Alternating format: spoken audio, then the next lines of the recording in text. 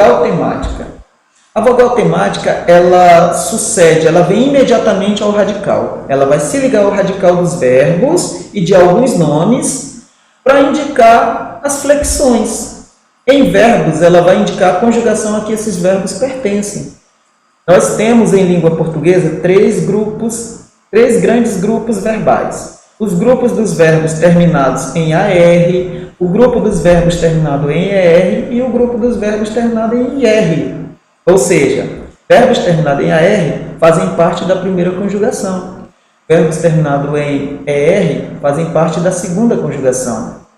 E a terceira conjugação são aqueles verbos que terminam em IR, como é o caso partir, sentir, verbos da segunda conjugação, correr, morrer, perder, verbos da primeira conjugação, juntar, estudar, namorar. Então, a vogal temática ela vai se encaixar ao radical para dizer se esse verbo pertence à primeira, segunda ou terceira conjugação. Morfemas flexionais, no caso as desinências, né? Em nomes, ocorre vogal temática em nomes? Sim, em alguns nomes sim. Como que eu consigo identificar? É simples. Eu trouxe aqui as palavras menino, menina, professor, professora. Observe, são dois substantivos aí, menino, menina. Então, quando o substantivo ele tiver um oposto no feminino ou no masculino, aquela letra ali, o O e o A, ele é uma vogal temática. Quando ele não tiver um oposto, ele não é vogal temática. Então, veja, eu tenho professor, gênero masculino. E aí eu coloquei lá o A, gênero feminino. Então, quando eu tenho um par de opostos, indicando o gênero, gato, gata. Então, o A lá da palavra gato, gata, e o O da palavra gato é vogal temática. As conjugações, a vogal temática e o verbo por.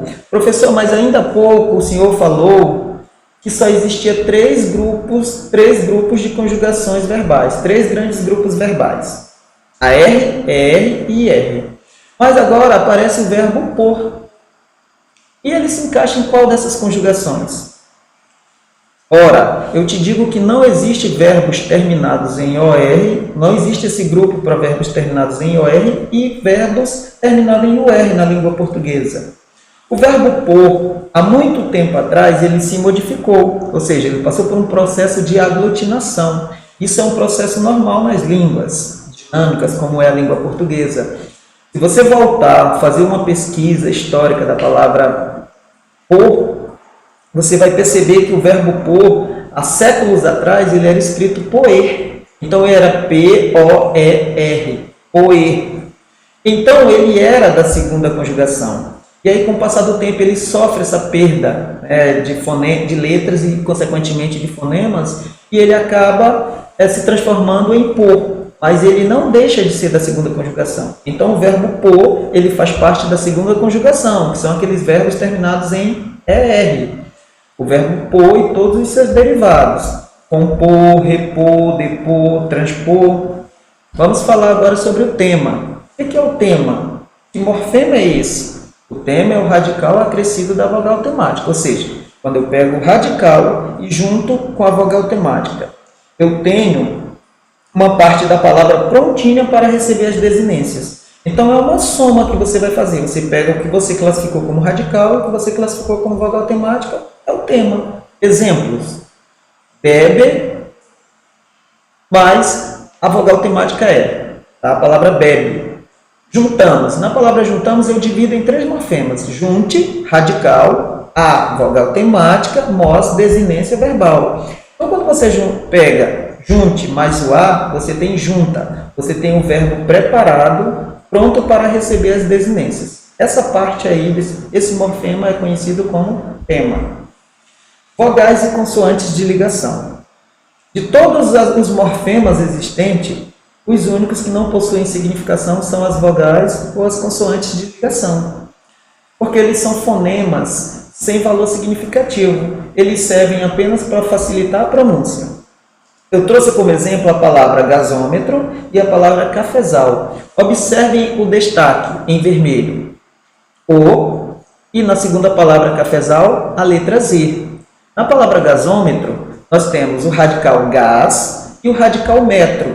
Ou seja, a vogal aí ela serviu apenas para ligar esses dois radicais. Na palavra café, eu tenho o radical café e eu tenho o sufixo al. A letra Z serviu apenas para ligar. Sem ela, ficaria impossível de pronunciar a palavra. Ficaria cafeal, gás metro. E a gente percebe que algumas palavras em língua portuguesa, elas necessitam de uma consoante ou de uma vogal para fazer o elo, para ligar e para que facilite a pronúncia. Então, se você analisar, vai ser só a letra A. Se você analisar, vai ser só a letra Z. Não tem significação, como é o caso dos prefixos, dos sufixos, da vogal temática. Alguns exemplos. Parisiense, paulada, cafeteira, cidadezinha.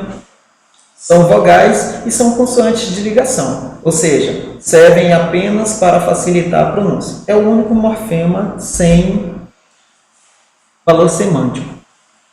Nós falamos de prefixo e sufixo. Quando se fala em prefixo, nós temos que saber como usar as palavras compostas, como usar o hífen em palavras compostas por prefixação. Então, eu trouxe aqui, para a gente não errar mais o uso do hífen. Vamos relembrar para que serve o uso do hífen. O hífen ele serve para ligar elementos em vocábulos compostos, ou seja, substantivo composto, a maioria deles é ligado por aquele traço, o hífen. O hífen ele serve para unir os prefixos a uma palavra primitiva na formação de palavras derivadas. O hífen também serve para ligar pronomes átonos às formas verbais. Por exemplo, estudá-lo, ou seja, são o que nós chamamos em português de verbos pronominais. Vendê-lo, chamá-lo, separar sílabas na passagem de uma linha para outra, que é o que vocês costumam fazer em separação de sílaba. Vai escrevendo na linha, quando não der mais, faz a translineação, fazendo corretamente a separação silábica. Regras de utilização do hífen com palavras que apresentam prefixos. Em palavras com prefixo terminado por vogal, mas S ou R não se usa o hífen. Duplica-se essa consoante. Então, observem aí, na palavra antessala, nós temos o prefixo ante, o prefixo contra, mini, ultra, ante. Percebam que, logo depois, o segundo elemento vai ser formado pela palavra sala, iniciou por S. Na palavra antirrugas, o primeiro elemento é o prefixo ante, e o segundo elemento é a palavra rugas. A regra diz, em palavras com prefixos terminados por vogal, e o segundo elemento iniciar por S ou R, dobra-se essa letra, ou seja, não vai mais haver o hífen e você vai duplicar essa letra, vai transformar ela num dígrafo.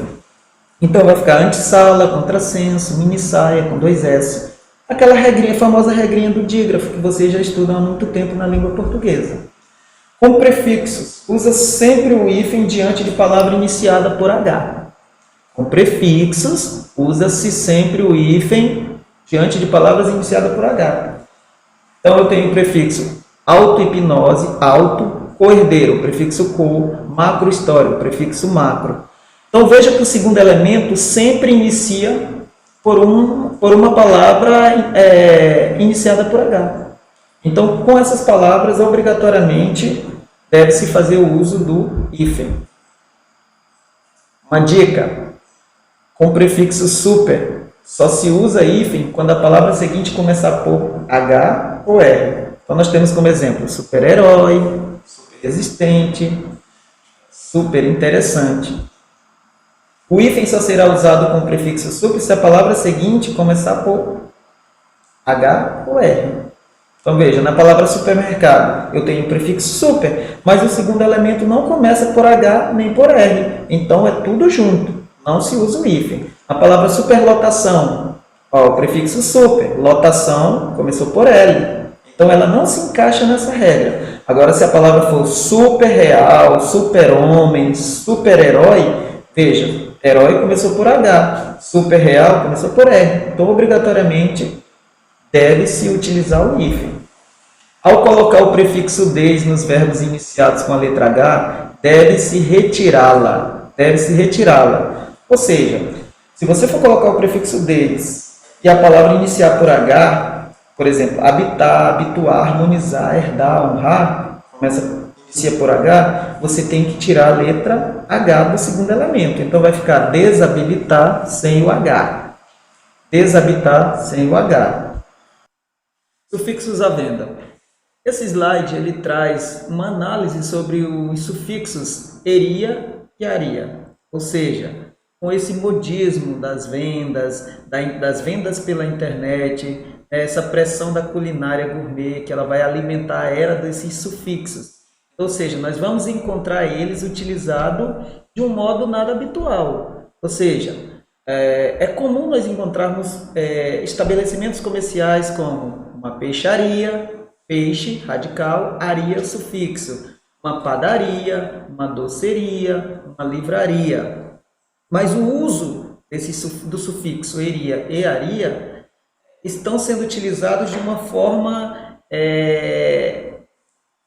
nada habitual. Ou seja, o marketing trouxe palavras para nós como picanharia, nhoqueria, omeleteria, risoteria, hamburgueria, chinelaria, esmalteria, picoleteria. Ou seja, ele trouxe para nós uma gama de usos nada habitual do sufixo eria e aria. Então aqui nós temos alguns exemplos, né? Brigadeiria, liquiteria, ou seja, local de vender licor. Paneria seria o local onde se vende pão. Padaria é o uso comum, mas em alguns lugares já estão colocando a paneria. Então assim, esse ramo do marketing, das vendas gourmet pela internet, né, acaba trazendo uma nova forma, uma nova modalidade de usar o sufixo eria e aria. E aqui nós trouxemos um mapa conceitual do que foi estudado hoje. A estrutura das palavras. Toda palavra ela é estruturada em morfemas, que são unidades mínimas de significação. Trazem significação às palavras, para compor as palavras. Os morfemas são o radical, é a base, contém o significado básico da palavra. Próximo morfema que nós estudamos, a vogal temática, é um morfema vocálico, pode ser nominal ou pode ser verbal. Nós temos vogais temáticas verbais e vogais temáticas nominais, que vão somar aos radicais e permitir formar famílias de palavras.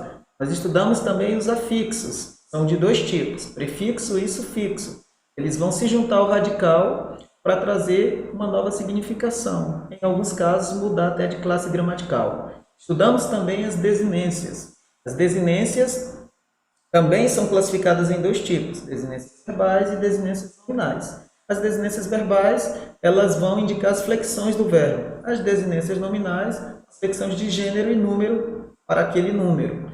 E nós temos um morfema vogal de ligação ou a consoante de ligação. É o único morfema que não tem significação, ou seja, ele serve apenas como um elo, como uma ligação entre dois radicais ou entre um radical e um sufixo.